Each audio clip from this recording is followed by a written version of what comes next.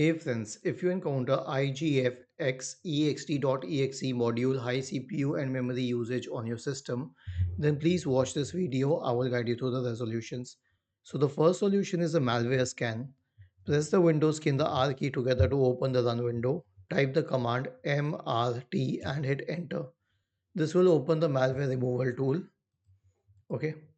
Now in the malware removal tool, click on next, select full scan, click on next and let it scan. The next solution is to update drivers. Right click on the start button, select settings from the menu, go to the Windows Update tab, select advanced options, select optional updates, select this one and then select download and install. The next solution is an SFC scan.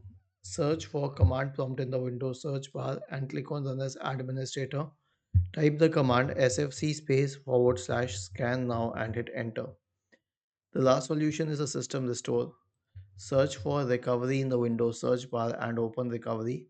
Go to open system restore and then you can click on next. Select a go to the store point, click on next and then on finish and finally on yes.